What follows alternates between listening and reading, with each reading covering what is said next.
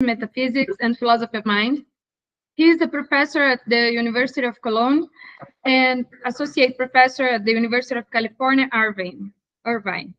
He earned his PhD in philosophy from Stanford University after studying at the University of Munich and UC Berkeley. His research focuses on topics such as memory, knowledge, and personal identity. He's the author of the Metaphysics of Memory and Memory, a Philosophical Study, and co-editor of major reference works such as the Routledge into Epistemology and the Routledge Handbook of Philosophy of Memory. Today, Sven's going to talk about epistemic authority versus epistemic autonomy. Thank you very much, Sven, and thank you very much for your patience today. The word is yours. Thank you very much. So this is invitation and honor. Unfortunately, I can't be there in person. It'd be much more fun to visit you guys than to speak on Zoom or whatever this is, Google. Anyhow, I'm very glad to be connecting with your group. When Maria and I talked initially, I think the idea was that I would choose a theme for my talk from a book I edited a while back on the epistemology of fake news, because this is a group on disinformation. In the end, because Maria's research is on Kant and I also dabble in Kant, I thought I connect the issues of what is broadly called social epistemology. It's a very, very vague term, and Kant, and give a talk that sort of straddles the two. So what I'm going to present today is work in progress. And I don't just say that because I'm not so convinced about what I have to say, but it's actually work in progress. I have to write this paper. I've been workshopping these ideas for a long time, but I need to write this paper, and that's what I'm going to do actually when I hang up this Zoom call, because I need to be done by the end of the month. I will now start, but before I start, I want to encourage you to interrupt me when you have questions. You don't have to wait until the end. You know, I can't see you, so you can just shout in. I can't see you, so just say something, because I find it otherwise so restraining to have to wait until the very end to ask a question. So if you have something on your mind, just say it. Makes it easier, makes it hopefully more lively. Okay, here are my slides.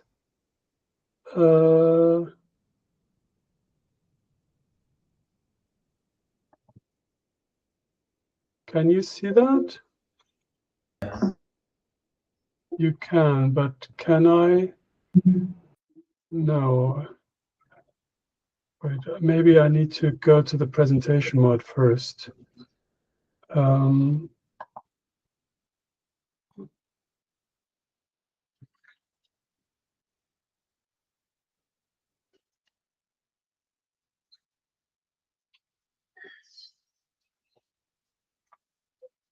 No.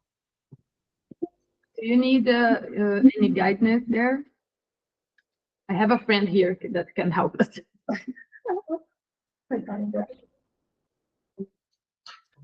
So, how do I turn this into presentation mode? Sorry, Sven, can you hear me? Yes, I can hear you. Okay, perhaps you need to make it full screen before sharing your screen. Is this PowerPoint? It's a PDF file. It's PowerPoint. Okay, then you can enter into a presentation mode, perhaps at F5, I believe. And so after that, you can try to share your screen here in Google Meet. But if I go to presentation mode, then the whole screen is filled. I don't see the controls for Zoom any longer. Okay, Yeah, that's probably going to happen. But another choice, perhaps, is can you perhaps just zoom in into your presentation as it is right now, so we can see the slides move, and then just by sharing your current screen, we can see it fine. Did anything change for you when I did this? No, Not but really, no. I can see your mouse. Yeah, I can see your mouse. You can see my mouse, but the mouse is inactive. So when I go on presentation, it's not. Are you trying to go into presentation right now? Yeah, I'm going to presentation, but it's not working. Okay. Perhaps. What I can do is, well, I could go in and out all the time. You know, you can also, below in your screen, there's a small zoom slide. So perhaps you can just zoom in a bit, so we can see the text better, and that would be fine. Yes, we are on big screen. Your problem is that it's too small? No, it's not so small. No, it's not really. But I make it. Yeah, please. Is this better? It's better than that. Is this better? Yeah, it's better. It's better. Okay. It's working. Let's just start. Let's not waste more time. Little thing you can press yes. Yeah, that wasn't working. That wasn't trying to. All right. Okay, so the talk is about the relationship between epistemic autonomy and epistemic authority.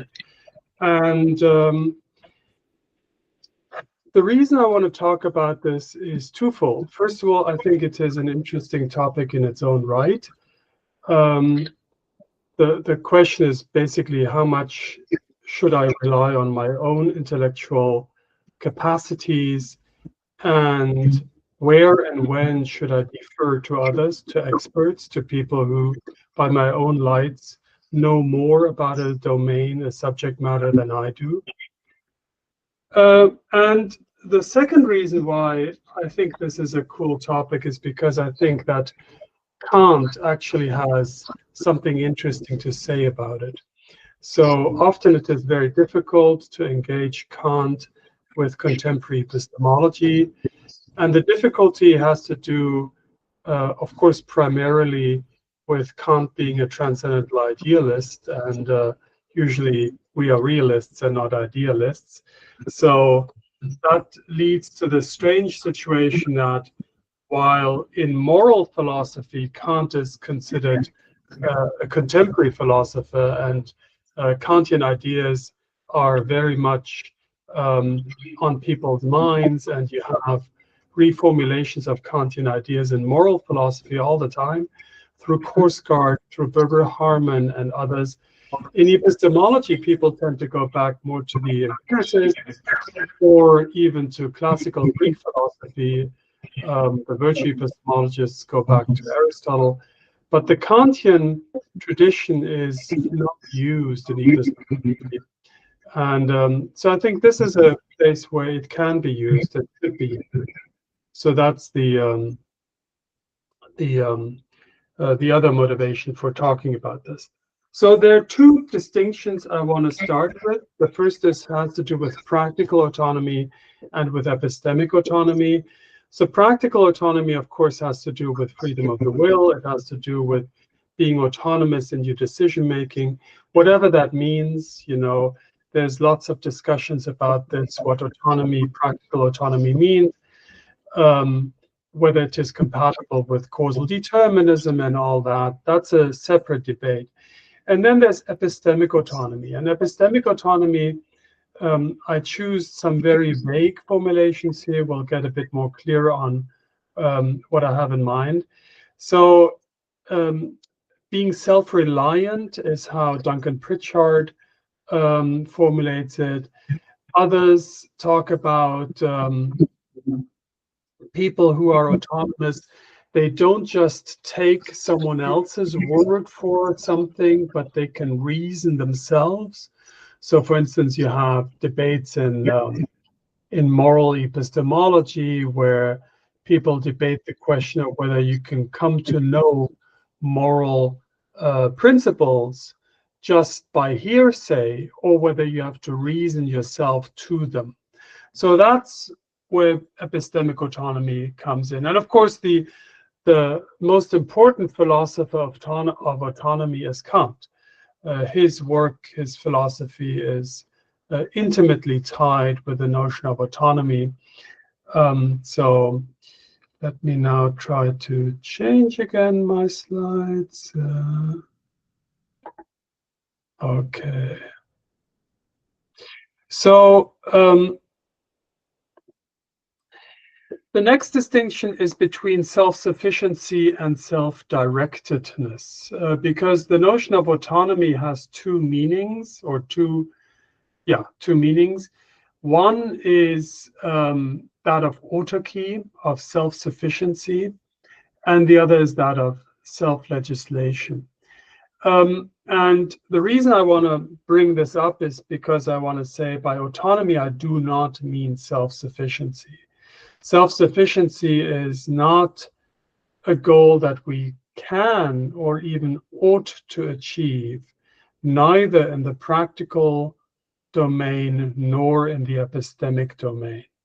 So we can never ever get all of our beliefs just from our own assumptions, nor can we ever are we ever fully self-sufficient when it comes to our decision-making processes.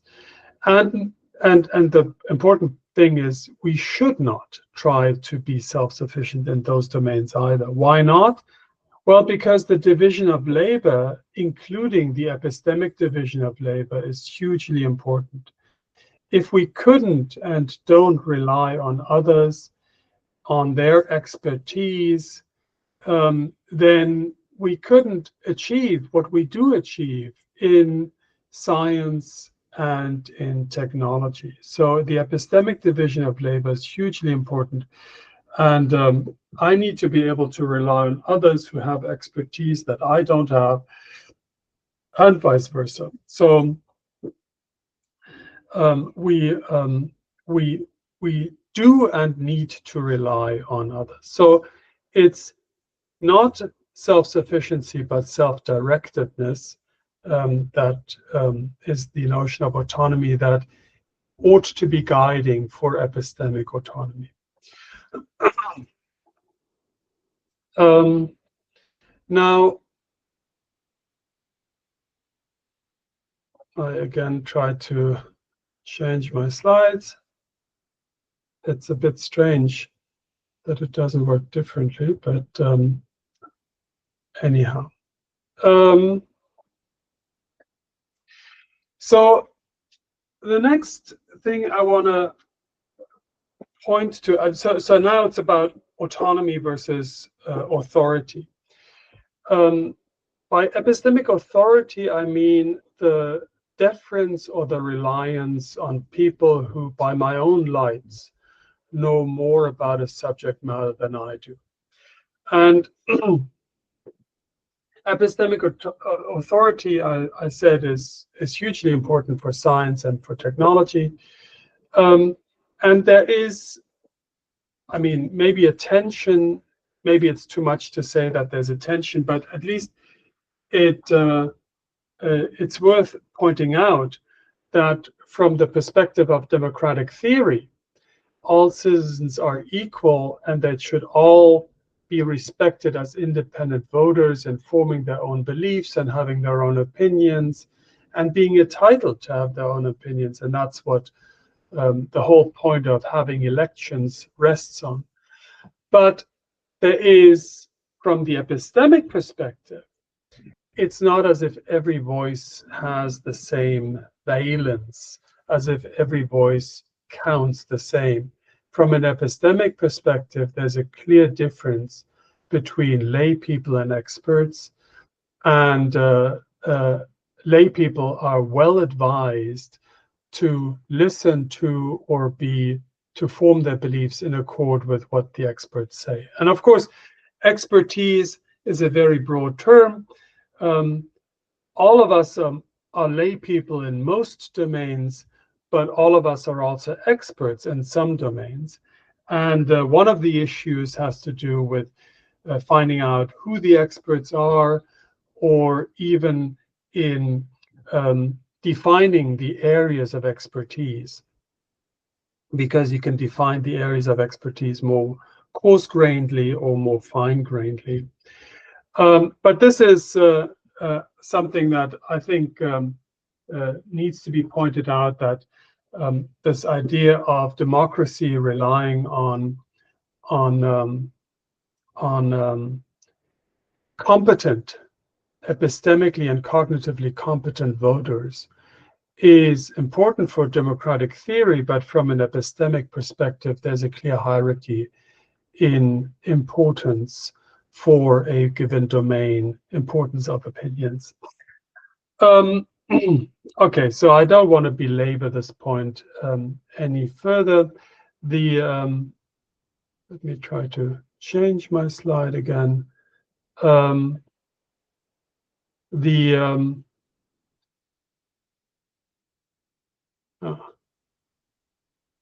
This is really cumbersome. Can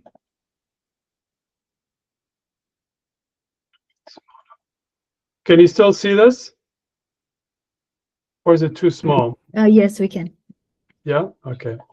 So the question is, when does the adoption of expert opinion, when does the deference to expert opinion become epistemically problematic, in the sense of being a form of blind obedience or of unwarranted deference to authority? So in other words, the question is, what is the right balance to strike between epistemic dependence on others and and thinking for myself? So that's what I take this topic to be. So what I mean by epistemic authority versus epistemic autonomy is finding the right balance between reliance on others or deference to experts and thinking for myself. And this is, of course, a topic that, you know, is widely talked about, is widely written about. There's this whole research, there's this whole slogan of do your own research, don't be duped by experts, and so on. So it's something that all of us encounter in different domains. We, for instance, encounter it sometimes in medicine, you know, when it comes to informed consent. Informed consent has to do with being in the know about the risks and benefits of a medical treatment, but having the power, the decision-making power for myself. Or when it comes to diagnosis, I may have second thoughts about the diagnosis that I get from an expert. And so I either go against the expert opinion or I seek a second opinion. And those are cases where I make my own reasoning process count, sometimes even discount that of an expert, even though I know full well that I am not an expert, and I recognize that others know more about the subject matter than me. So this finding the right balance between thinking for myself and reliance on expert opinions is something that I think all of us have encountered or do encounter. Let me change my screen again. Okay. So neither prioritization is going to be a good one. If I prioritize authority over autonomy, then I'm just a sheep. I sheepishly agree with what the experts say.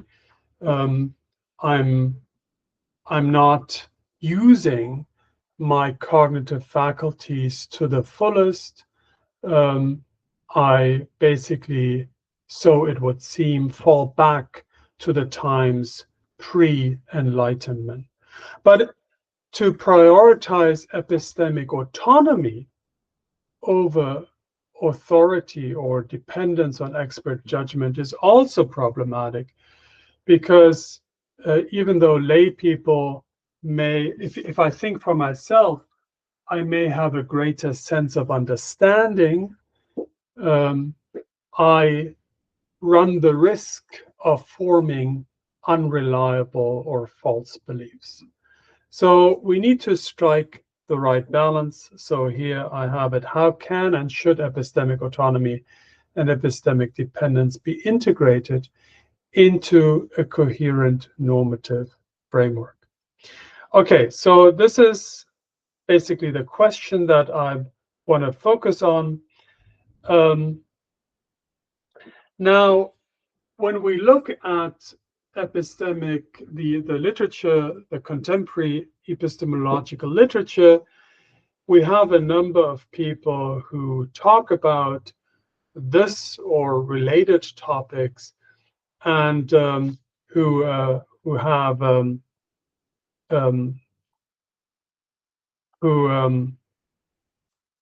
this is a related topic, and who define the notion of epistemic autonomy.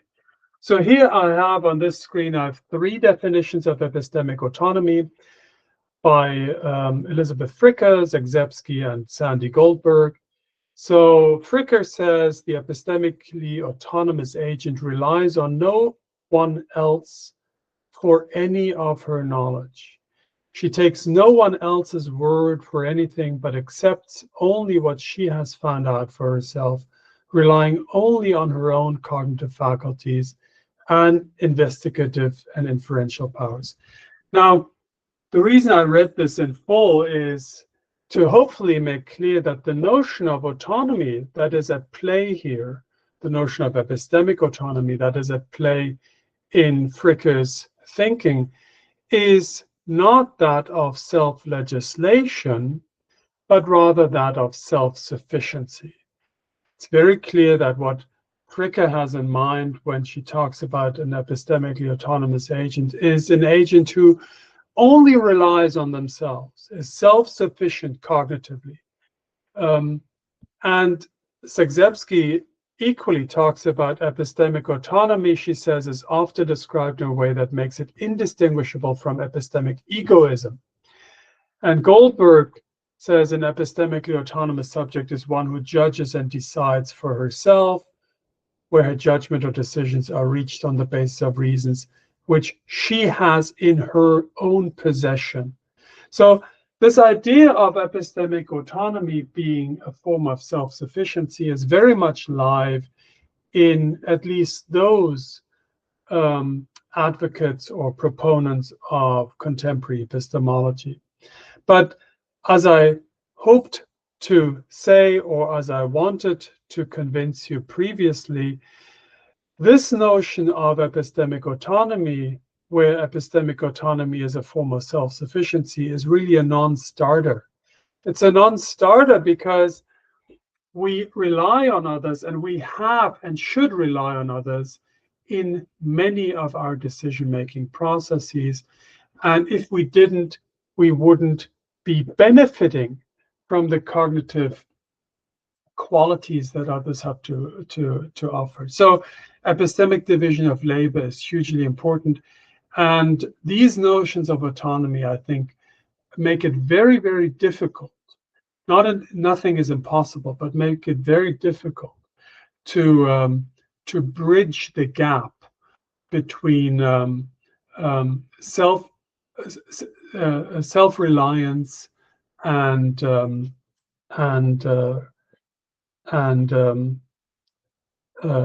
self-reliance and reliance on others. Okay, so this is, I think, where Kant comes in. So in Kant, as I said before, Kant is sort of the prime philosopher of autonomy. I think he probably like no other philosopher, stresses the importance of autonomy for both practical philosophy as well as theoretical philosophy. So in practical philosophy, the term he uses is actually that of autonomy. In theoretical philosophy, the term he uses is that of spontaneity, but that's the theoretical counterpart to autonomy. And when we look at Kant, one of the places I want to look at now are the maxims of general understanding that he puts out, and he has three maxims of general understanding. It's the thinking for oneself, and he calls that the maxim of unprejudiced thinking. By the way, maxim is something like a principle. You know, that's his term for a principle. So the first, think for yourself, is the maxim of unprejudiced thinking. I'll say a little bit about what he has in mind with prejudice. The second maxim is that of extended thinking, and it says, think in the position of everyone else. In other words, put yourself in the shoes of someone else when you think. What that exactly means, we'll get to. And then the third one is think in accord with yourself. So that's basically, I mean, he calls it the maxim of consistent thinking. It basically means you should strive for consistency and coherence in your thought processes. So those are the general maxims of understanding. The first maxim is what people probably know best, because that's the battle cry of enlightenment. The battle cry of enlightenment is have the courage to think for yourself. Don't make others think for you, but think for yourself. So if we, on a flat-footed understanding of Kant, Kant looks like someone who proposes self-sufficiency in the epistemic domain, very much like Elizabeth Fricker and Linda Zagzebski and Sandy Goldberg do. So this think for yourself as a maxim of general understanding sounds very much like what Zagzebski, Fricker, and Goldberg are after. And so it's no wonder that Kant has been described and interpreted as proposing this individualistic notion of epistemic autonomy. So John O'Neill, for instance, says Kant's writing on enlightenment tend to assume epistemic self-sufficiency as a condition for intellectual autonomy. And Nkabo likewise says that the Kantian maxim of think for yourself represents the enlightened idea of an autonomous intellectual life. And autonomous means individualistic. So there are, in other words, there are Kant experts or interpreters of Kant's work who read Kant as proposing an individualistic notion of epistemic autonomy, a notion of epistemic autonomy where autonomy amounts to self-sufficiency. And the problem with this reading is that it creates an exegetical problem. The exegetical problem is, how can one think for oneself as well as think in the position of everyone else? Because remember, the second maxim, so I showed you three maxims of general understanding. The first one says think for yourself. The second one said think in the position of everyone else. So the exegetical problem is, how can I both be thinking for myself and think in the position of everyone else? How can one, in other words, adopt the perspective of others and be true to one's own convictions? especially if the views oneself holds are not shared by those of others. So this raises the question of whether there's maybe a hierarchy amongst the maxims of general understanding, whether the maxim of unprejudiced thinking, the maxim that says think for yourself, is maybe more important, more fundamental than the maxim of extended thinking, the maxim that says that you should think in the position of everyone else. Is that maybe possible? So, as you can imagine, there is a debate amongst the Kant scholars about the possible hierarchies of those three maxims of understanding. I don't think that that discussion is without its merits, but what I now want to argue is that Kant's notion of epistemic autonomy is at least not only individualistic, that Kant has a notion of epistemic autonomy that is actually more interesting and makes it easier to square epistemic autonomy with epistemic authority, because he has an anti-individualistic notion of epistemic autonomy. And I'm not the first to say this. I think, to my mind, the first one who pointed this out was Alex Cohen of Notre Dame University. So she was the first to point out that Kantian epistemic autonomy does not really concern one's beliefs. It does not enter at the level of beliefs, but rather enters at the level of principles, or Kant's term is maxims, that regulate one's beliefs. Yeah, so we need to distinguish whether we are autonomous with respect to our beliefs or belief contents, or whether we are autonomous with respect to the principles that we use in forming our beliefs. And so the idea is, Cohen's idea, and others have followed, and I agree too, that autonomy, epistemic autonomy, the way Kant conceives of it, has to do with the principles that are in place in forming beliefs, in changing beliefs, in upgrading beliefs. It doesn't have to do with the beliefs per se. So, here we have then a very nice interplay, or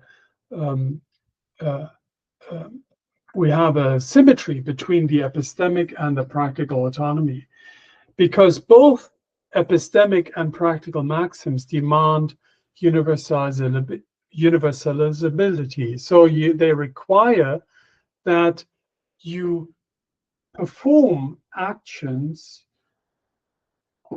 on the basis of maxims that you could want others to act in accordance with as well. And so this idea of having principles that regulate both your decision-making process in the practical domain and your belief formation processes in the epistemic domain, to have those principles in such a way that you identify with them. So in that sense, you are true to the first maxims of general understanding, but the maxims are also such, or the principles are also such, that you could want others to adopt them as well. And so that takes care of the second maxim, which says that you should always think in the position of someone else. So what are epistemic maxims? How should we think of them? Epistemic maxims are things like, I've given you a few examples here. Purport your beliefs in accord with the evidence. That's something that, for instance, you find amongst the evidentialists, Coney Feldman and Fred Feldman and Coney. Or do not believe something just because it makes you feel better, for instance. Or do not ignore available relevant counter evidence. So don't be evidence resistant, in other words. Those are the kinds of epistemic maxims, epistemic principles that you find in the literature, in the literature in contemporary epistemology. So the idea is that those epistemic maxims, those principles for belief formation or for evidence gathering, that those principles have to abide, are regulated by the same constraints as the practical principles are.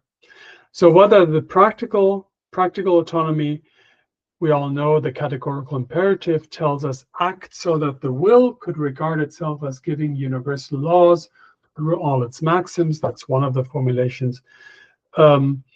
And the counterpart on the epistemic side would be something like belief so that your cognitive faculties could regard themselves as giving universal laws through all their maxims. In other words, think in such a way that you could want others to think as well, form beliefs in such a way that you would want others to form beliefs as well, gather evidence in such a way, or take account of counter evidence in such a way as you could want that everyone accounts for counter evidence.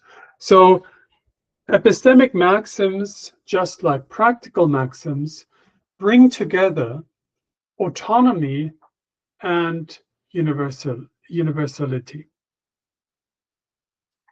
I mentioned the notion of prejudice. One second, by the way.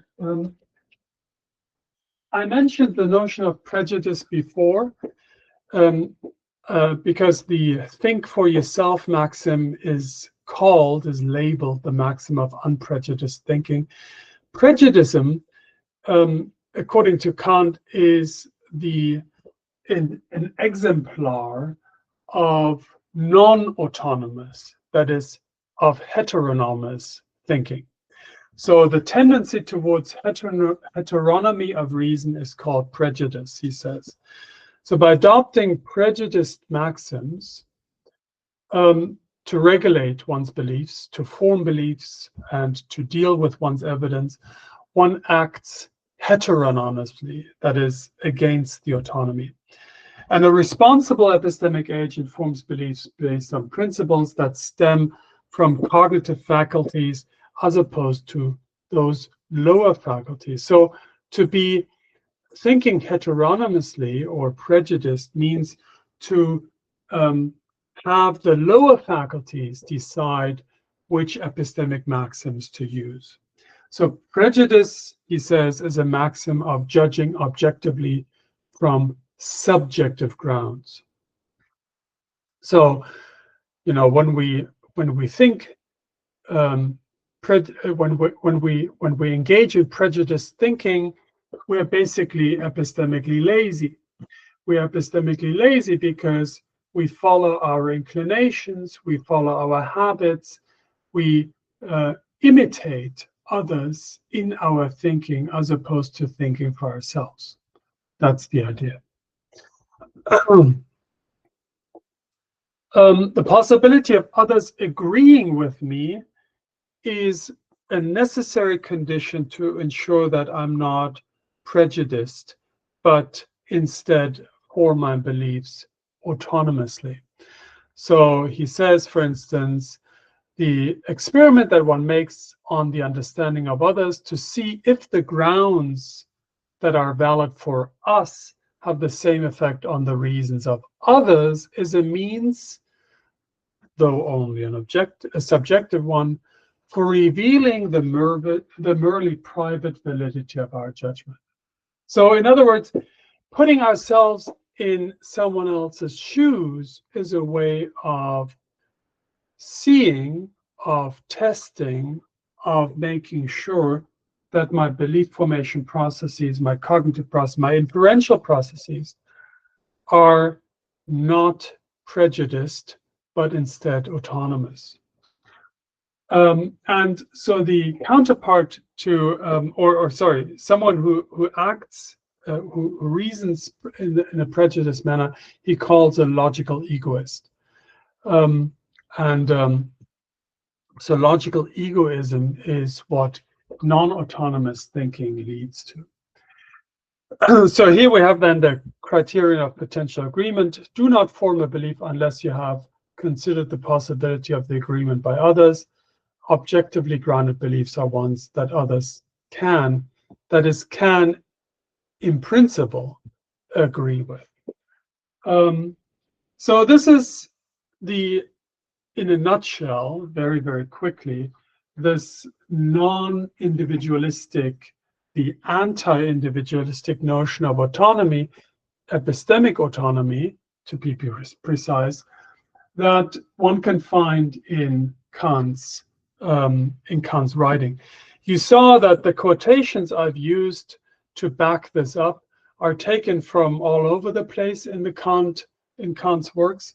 So it takes a little bit of detective work to unearth this anti-individualistic notion of autonomy, but I think it can be found, and it is, once it is brought to the fore, it is a very interesting and revealing contrast to these individualistic notions of epistemic autonomy as you find them in, for instance, Fricke, Sandy Goldberg, and Linda Zagzebski. So what makes this anti-individualistic notion of epistemic autonomy so cool are two things. First of all, this anti-individualistic notion of epistemic autonomy helps to solve an exegetical gap. The exegetical gap of how to think of the first maxim of general understanding, the connection between the first maxim of general understanding and the second maxim of general understanding. So we saw the first maxim says, think for yourself. The second maxim says, think in position of others. And so those both aspects, the autonomous aspect that is stressed by the first maxim and the universalizability aspect that is stressed by the second maxim, they go beautifully together when we think of autonomy not in terms of self-sufficiency, but in terms of self-legislation. Moreover, there is a systematic problem that I think can be solved or is easier to solve when we think of autonomy in these anti-individualistic lines. And that has to do with squaring autonomy and deference. So insofar it is me who acknowledges the epistemic autonomy of others, insofar as it is me who, by my own lights, acknowledges that someone else knows more about a certain subject matter than I do. My deference to them is compatible with my epistemic autonomy. So take maxims like those here. Those are two examples. Rely on the testimony of those who, by your own lights, are more knowledgeable about the subject matter than you are. That's a maxim that I give myself. So if I follow this maxim, I'm acting autonomously because I'm not adopting a maxim from others, but instead I legislate my thinking process myself. But at the same time, the maxim allows me, even requires me, to take on or listen carefully what experts or people who I take to be experts have to say about a certain subject matter. So in that sense, autonomy and deference or epistemic authority are squared when we think about autonomy in this way. Okay, so this is very much, basically that was it. But now I want to talk about some follow-up issues. So suppose this way of thinking about Kant and this way of thinking about how to relate epistemic authority and epistemic autonomy is more or less correct. This raises more questions. And here are just 3 of the questions that I raised. The first has to do with how to identify who is an expert. So how, as a layperson, can I identify an expert? I don't have the relevant knowledge to really distinguish proper experts, genuine experts, from people who claim to be experts but aren't experts. So there's this issue of identifying expertise when I'm not an expert myself. That's a problem that is talked about by some of the contemporary epistemologists. Alvin Goldman started this discussion in the 90s, and it's ongoing. Kant doesn't have to say anything about it. The second has to do with this notion of reasonability. So the notion or epistemic autonomy requires me to form my beliefs in such a way that I could want that every reasonable person forms their belief. And this raises the question of what is the standard of reasonability that is guiding for the notion of epistemic autonomy. And that's a cool topic, but again, I just want to flag it, but I have nothing to say about it for today. The last one is the one I would like to zoom in on a bit. It has to do with the relevant description of the maxims. This is a topic that has received a lot of attention in the moral domain.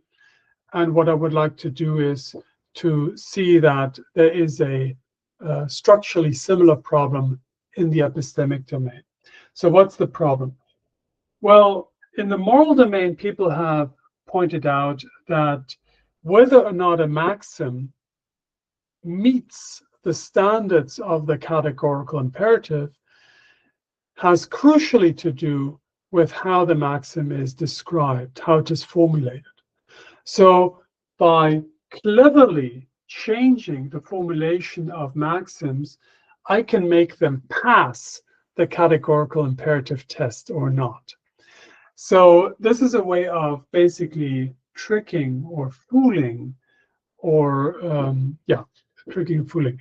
So the level of granularity of the description of the maxim plays an important role for whether or not it meets the standards of universalizability, that is, the standards of the categorical imperative.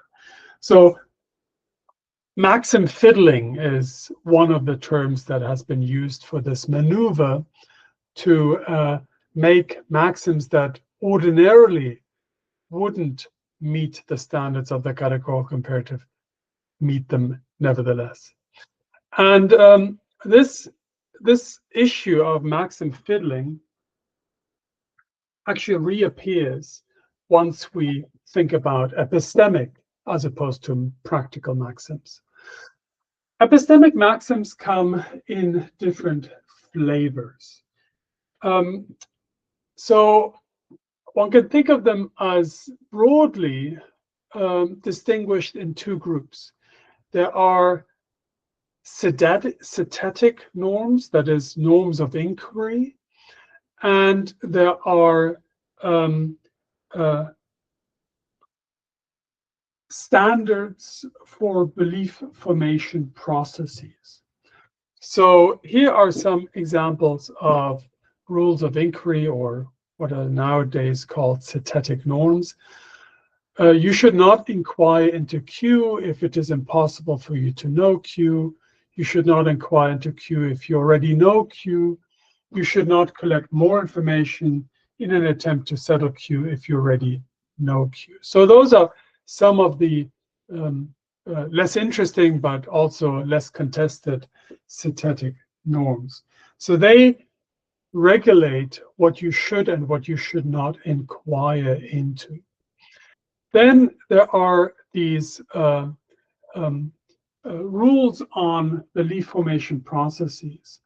And belief formation processes rules, they have to do with distinguishing reliable belief formation processes from unreliable belief formation processes. So here we have something like, you should think about, or you should take into consideration available and relevant counter evidence. That's one of the rules that is used for belief formation processes, for belief updating processes, for instance, or strive for coherency amongst your belief system would be another example of a rule that is used for belief formation processes. Now, the rules for belief formation processes have, one of the arguments has been that the rules for belief formation processes are subject to the so-called generality problem. The generality problem, as you probably know, was pointed out by Feldman and Coney back in the 90s. And what it means, what it is about, it concerns the individuation of belief-forming methods. Any given belief an agent entertains is the product of a whole range of methods of varying degrees of specificity. So the degrees of specificity can be more or less. And what the generality problem says is that it is difficult to find the degree of specificity in describing the belief formation process in just the right way. Why is that difficult? Well, because if we describe belief formation processes in too coarse-grained a way, then no belief formation process counts as being reliable. So for instance, if I describe my belief formation process that I'm having right now as that of vision as a whole is not reliable, because so often do I see things that are not there, or so often do my seemings, my perceptual seemings, deceive me. On the other hand, if I describe my belief formation processes in a very, very fine-grained manner, then the problem is that what I get is not a probability, not a reliability, but instead either my belief formation process issues a true belief or it doesn't issue a true belief. So in order to get a reliability measure for my belief formation process, I need to strike the right balance between being too coarse-grained and too fine-grained. And where exactly that balance lies is not easy to say, and that's what the generality problem points out. So here is, again, the vision example. A visually based belief can be described as stemming from different methods: vision under by a normally sighted person, vision by a normally sighted person in daylight, vision by a normally sighted person in daylight while looking at a tree, or even more fine-grained. The more fine-grained we go away from patterns. We are describing not types any longer, but tokens, and we get either a true belief or we get a false belief, but we don't get something that allows us how reliable the process is, because the process is only issued once. I mean, that fine-grainedly defined, the process is not reoccurring ever before. Ever again, it just happens once. So this account of maxim fiddling you can have with respect to epistemic maxims the same way you can have it with respect to practical maxims. And as I said, in some way, this was foreshadowed in the epistemological debate by the generality problem. So now let's look at what Kant scholars have said about the problem of maxim fiddling with respect to practical maxims, and whether something like this is also applicable or can be generalized to the domain of epistemic maxims. So I've given you here two solutions to maxim fiddling, one by Honor O'Neill and the other by Snedden. So Honor O'Neill says the distinction between specific intentions and or stresses the distinction between specific and underlying intentions. And her point is that when we fiddle with maxims, that is, when we make a maxim that ordinarily would not pass the test of the categorical imperative, make this maxim pass the test nevertheless, we are acting not genuinely. We are basically involved in a form of self-deception. And to bring out this form of self-deception, she distinguishes between superficial and underlying intentions. And when I trick with my intentions, or when I make my redescribe my maxims so that they pass the test, I have my superficial intention is in accord with the categorical imperative, but my underlying intention is not. So it's a form of self-deception. And others have followed that. Jens Timmermann has followed this line. Many have followed Honor O'Neill in this. There's another interesting way of dealing with this, and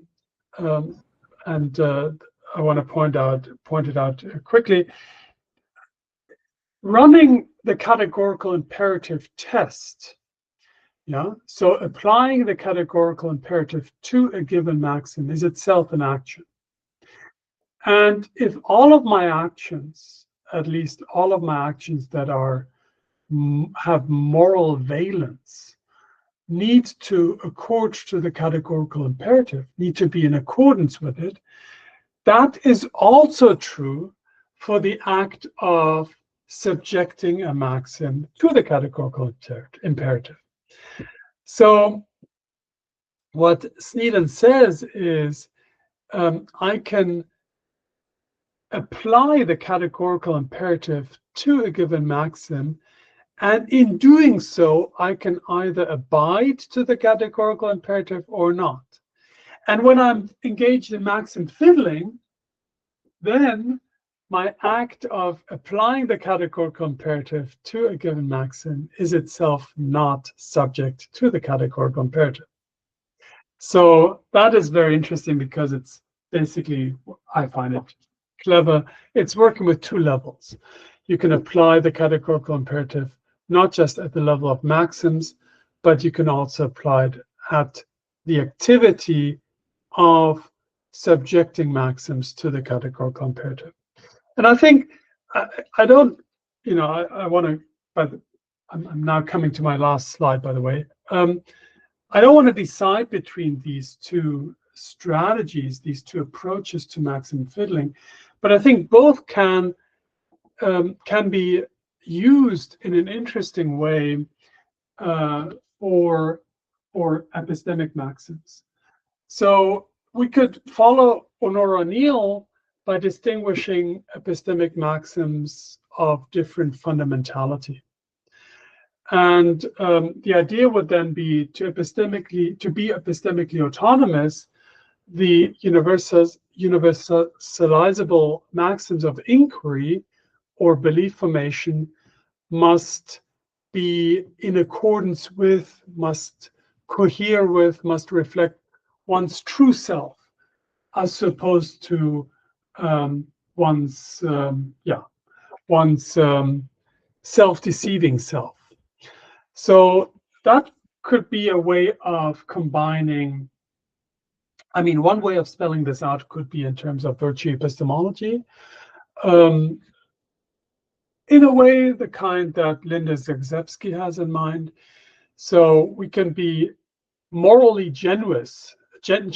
We can be morally genuine in applying the categorical imperative to our epistemic maxims, or we can be not.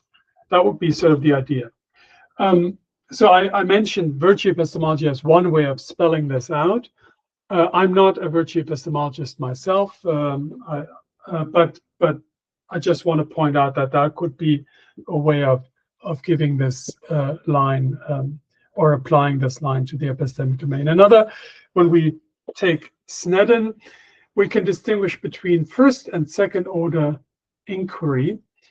And the idea would be to be fully autonomous, epistemically autonomous. It's not enough to form a belief on the basis of maxims that are universal. One must also buy to universal maxims in thinking that the formation of a given belief falls under a given maxim. So this is, I mean, for again, just to point out how this could be spelled out, and I don't have the time to do that today. You could do that in terms of a bi-level epistemology, which is, Sosa's way of thinking about epistemology, animal knowledge versus knowing full well. So knowing full well would be the kind of, or if I know full well and I'm autonomous, I would be autonomous not only with respect to my belief formation first order, but also with respect to applying the categorical imperative or the universalizable principle to my first order belief formation processes. Okay, I'm done. Thank you very much.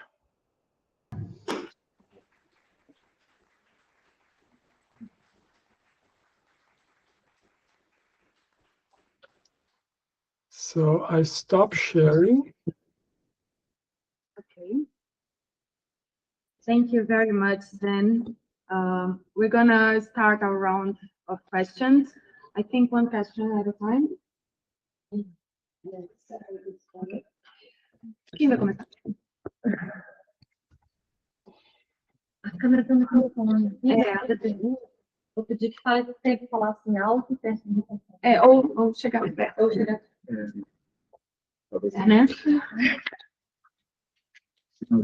Hi, Sven. Hello. Can you hear me? Hi. Yes. Yeah, well, thank you for your talk.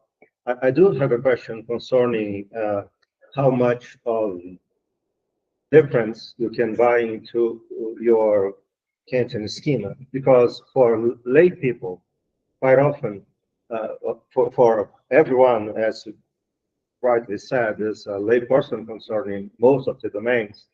Well, we don't have much entry into what are the relevant evidence about many of the subjects. So to take an example that has affected all of everyone in the world during the pandemic, for those who are not well versed in epidemiology, for instance, the maxim that you can follow is only, well, follow the advice of experts, and the experts are the World Health Foundation or etc. So, but that's not a maxim that is very informative for the experts themselves, because they will have much more specific maxims for gathering evidence, putting them together, and solving their own issues. So it seems to me that even though I think it is, of course, it is, say, rational to follow the advice of experts for layperson, this maxim, from the point of view of lay people, do not really match those maxims that are followed by the real experts in the domain. Or if they do, it's at such a very general level that's more or less like a very coarse-grained description of a principle in the generality problem. In other words, the difference that doesn't explain the difference to experts in this schema. I mean, that's the impression that I had. That the maxims are so very general that they are uninformative, although they are of course reasonable. So we are back in the idea that at the end of the day, we do not have self-legislation unless it is a very, very broad defined legislation concerning the advice of experts. I don't know if it is.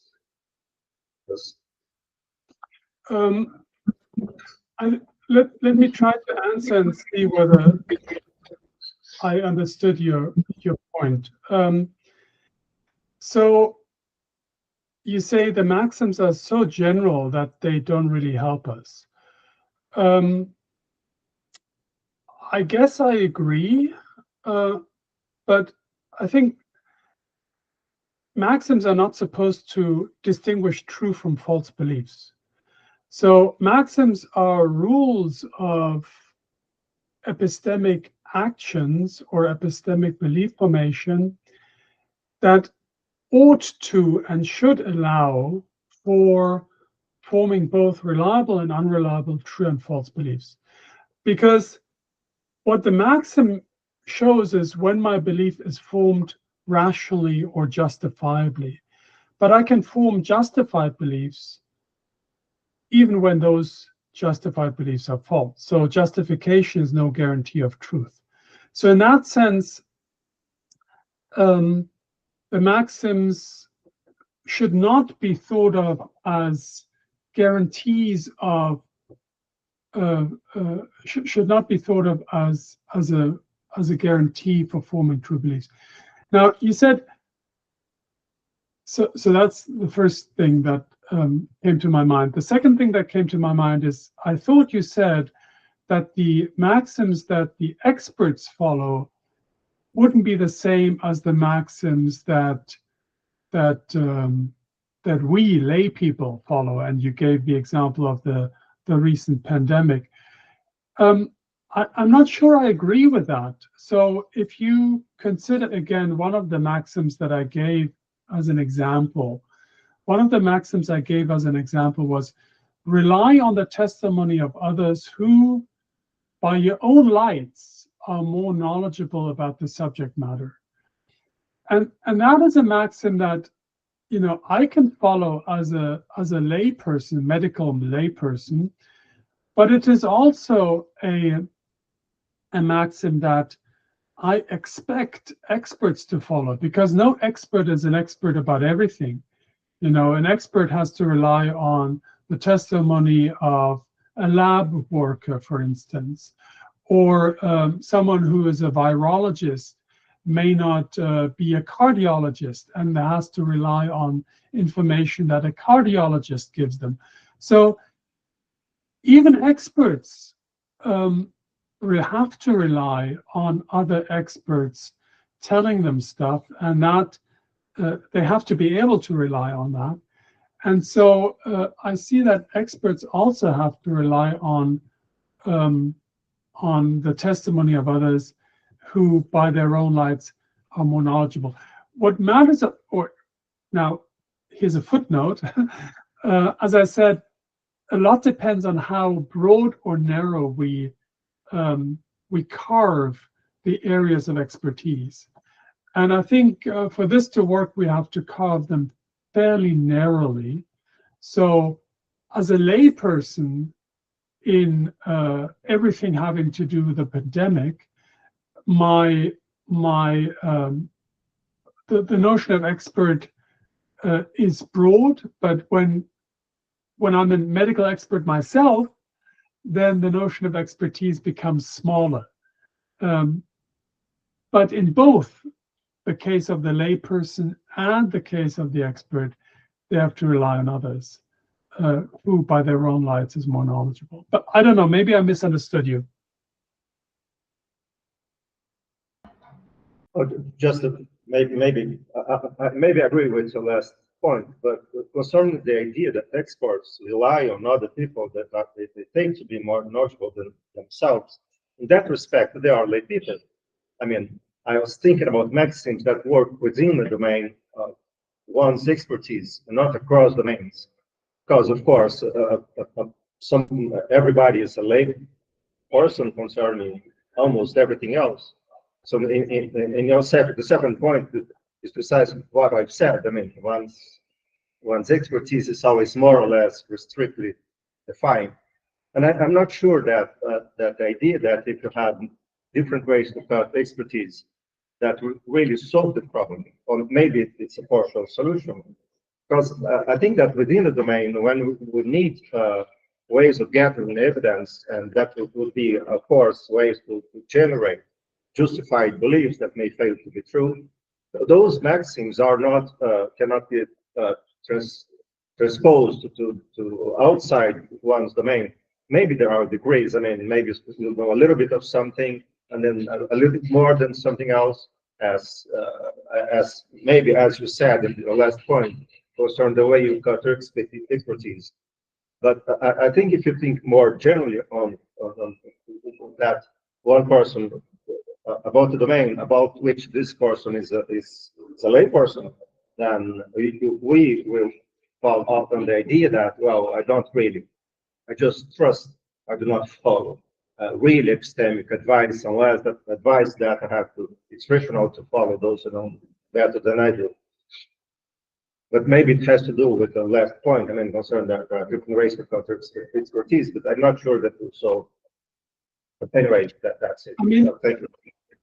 Yeah, I'm not sure whether we actually disagree or, so yes, of course we have to trust others. And that's a point that has been stressed again and again in the literature.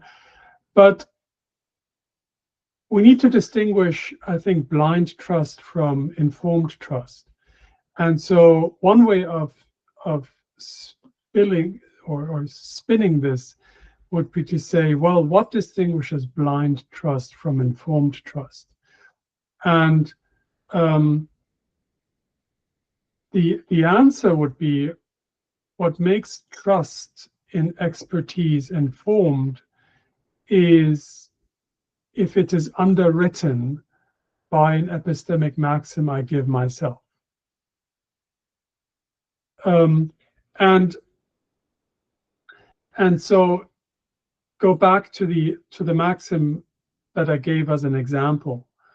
The maxim said, rely on the testimony of others who by your own lights are more knowledgeable. Now, of course, what does it mean to say that someone is by your own lights more knowledgeable? You could form this belief reliably or justifiably, or you could not. So again, one would have to look into whether or not one applies the maxim in a way that is lazy or that is responsible. And the reason I brought up Snedden, or Sneeden, I don't know how he pronounces his name, is because he talks about applying the categorical imperative, that is the criterion for the universalizability of one's maxim, applying this in accordance with the categorical imperative or against it.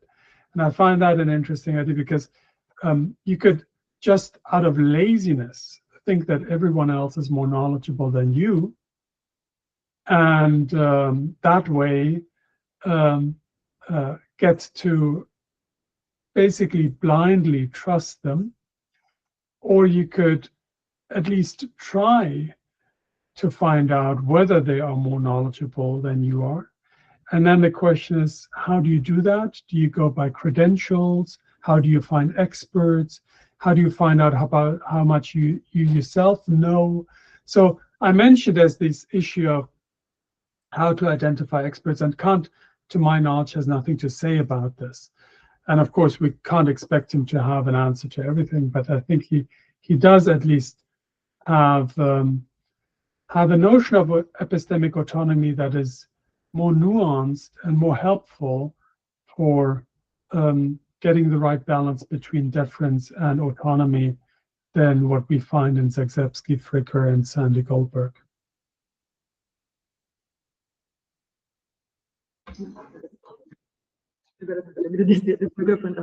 Oh, thank you. Sorry. André?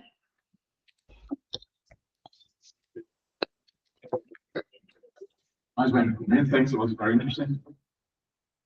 I just ask you, I'm not an expert on Kant or a Kantian, but it seems to me that some new Kantians, such as John McDowell and Christine Gosgat, seem to think that autonomy, both in the practical domain and the epistemic domain, is a matter of beliefs and actions being under our control.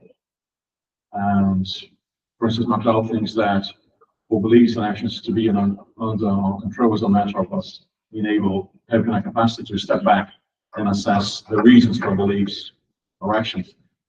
That's also a nice way of having a story that works both for the practical domain and for the epistemic domain.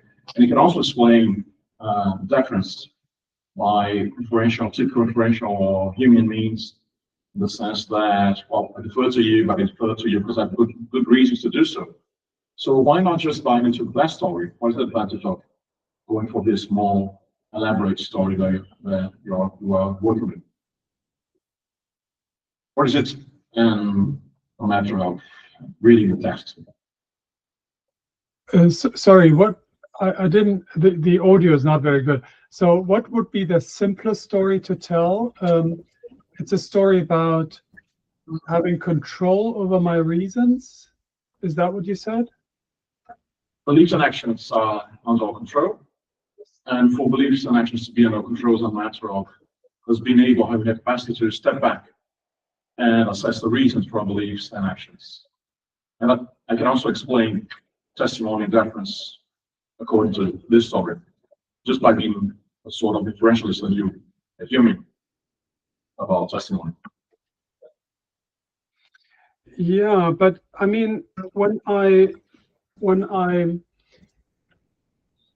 consider adopting the opinion of an expert, I don't have the cognitive capacities to, as you said, step back and to reflect on the reasons for this opinion, because I lack the expertise. So, you know, if previously the example was the pandemic. So if the experts advise to wear masks, for instance, I can't step back and reflect on the reasons for using masks in public transportation or wherever. So that is not possible. What I can do is reflect on my reason for thinking that the experts know better. And that's where the maxims come in. Because now I'm at a meta level. I'm not assessing the reasons for the belief per se, but I'm assessing the reasons for adopting a belief or adopting the belief that someone else has formed, hopefully reliably. And that's the level of maxims. So yeah, maybe you help me again to see your point. I'm a bit at sea. Okay, but just so you don't think that that's a wrong reading of Kant to think that autonomy is a matter of control? You can say yes, you have control over the maxims, so that's fine as well. Oh, I see. Okay, that's the issue. Yeah, I think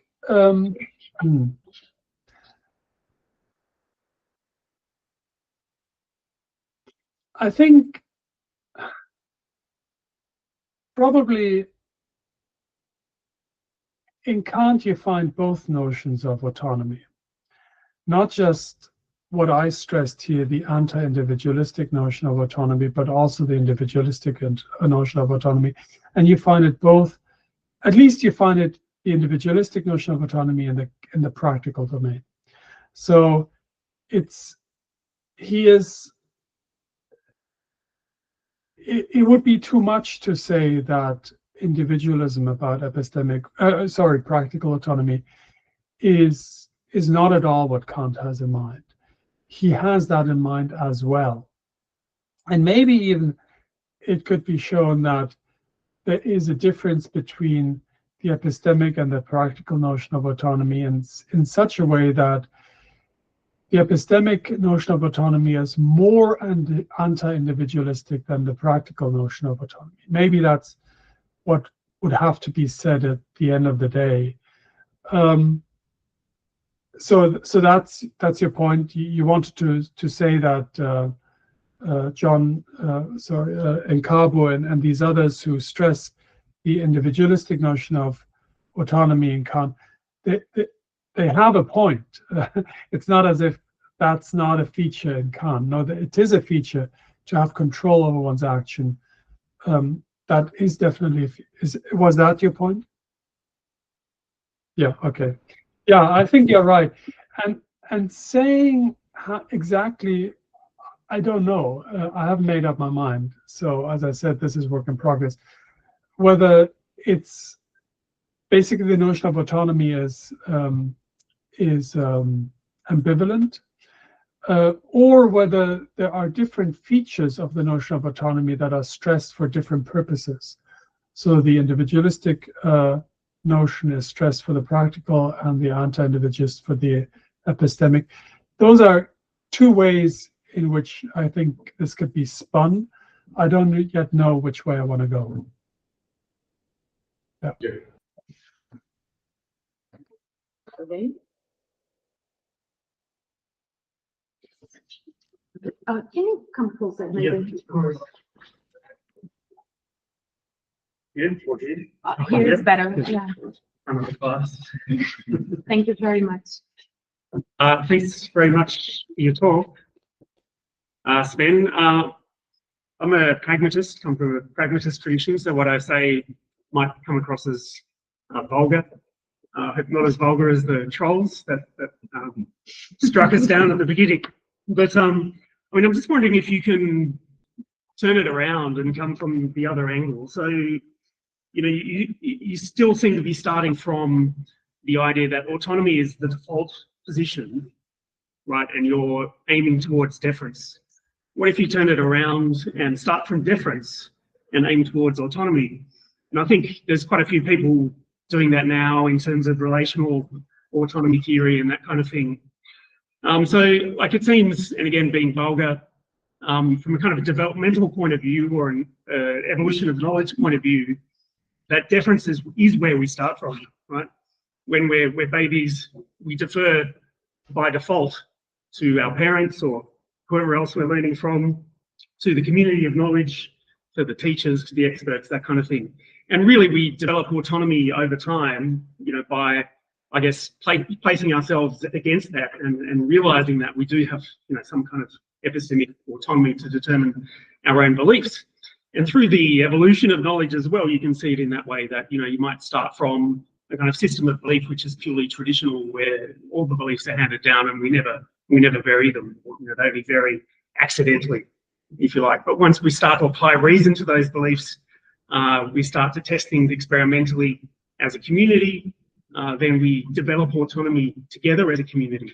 And, you know, a pragmatist would say, well, that's the default position, and individual autonomy always comes from that perspective. And I think I'm just wondering if you turn it around in that way, that you overcome some of these difficulties of what you call balancing deference and autonomy, where it strikes me as there's not a need to balance them at all. What we're doing is aiming for more and more autonomy until we kind of reach a limit where, you know, we just fall off the epistemic cliff, if you like. Yeah, this is great. You're absolutely right. So I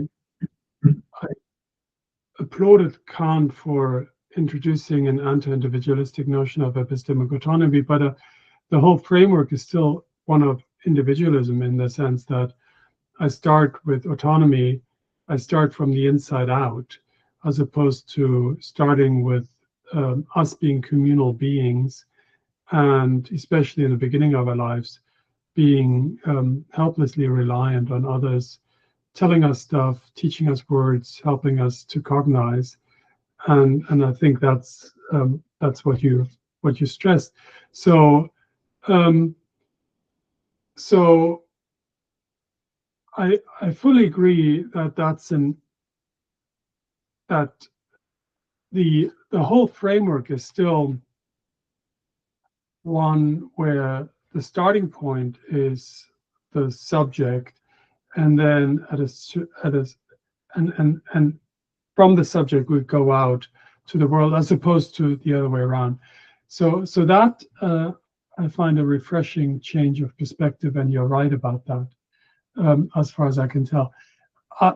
What I don't yet quite see is what it changes about the balancing of autonomy versus authority. So whether we start from the inside or whether we start from the outside, the question is, well, what are the opinions that we ought to rely on?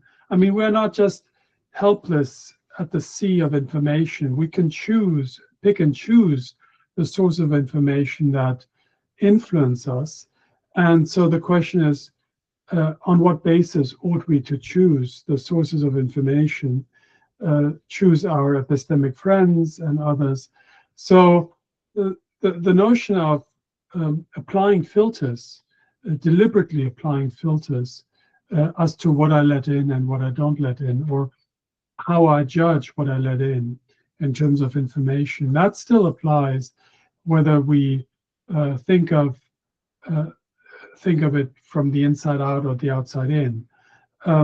So in that sense, and then when the issue of filters comes up, you could still think of applying maxims to help you select or distinguish the reliable informants from the unreliable informants. So maybe you can help me on, you mentioned pragmatism being where you come from, how that would change the view on epistemic maxims. Sorry, I don't hear you. Okay. Yeah.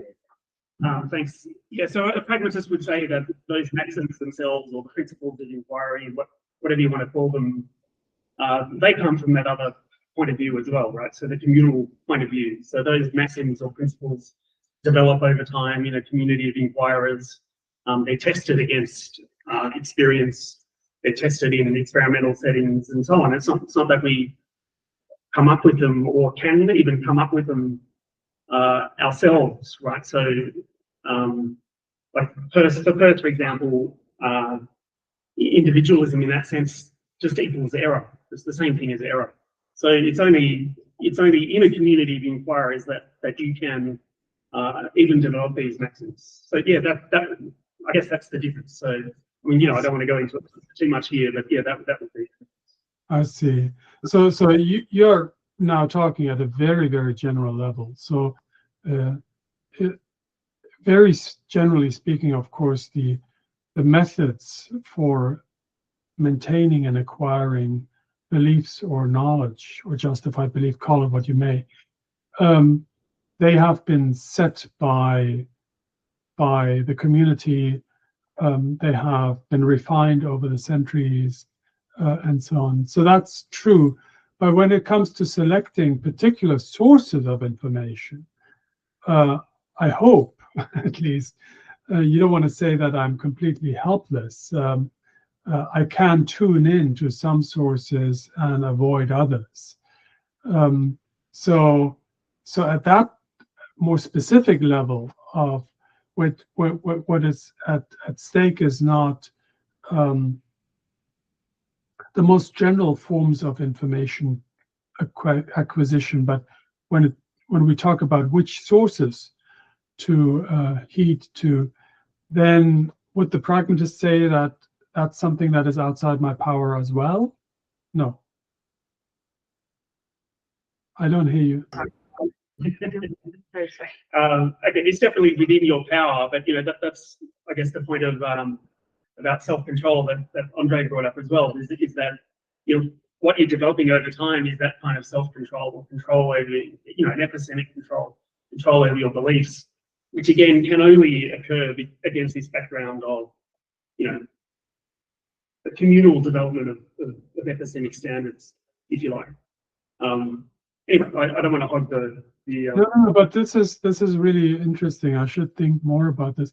So so you were talking from Perth? Mostly, yeah. You can find that in Dewey as well, but mostly. Okay, good. I should look into this a bit, because yeah. Okay, very good. Thank you. Thank you. That's stimulating. Thank you. Then anyone else?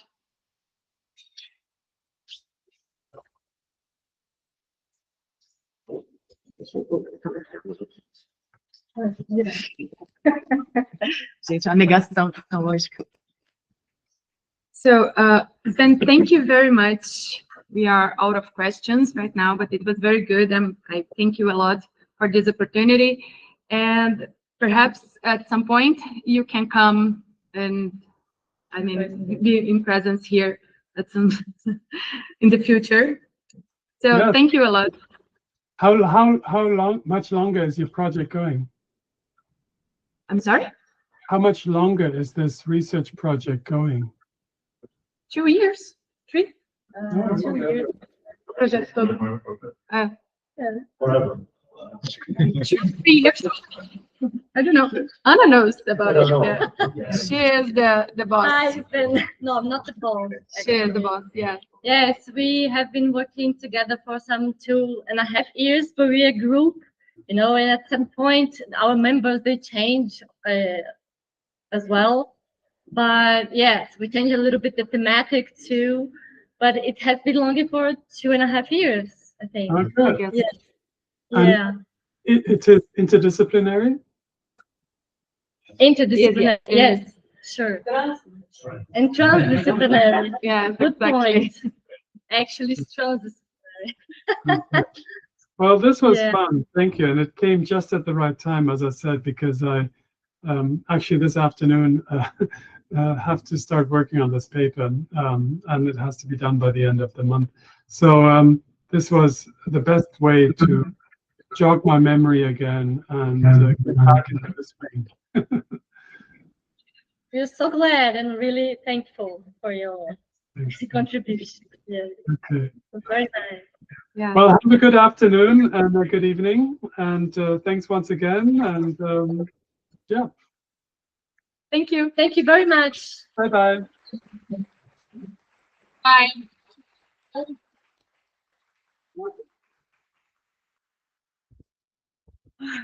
Gente, foco, meu Deus. Yeah, it's good.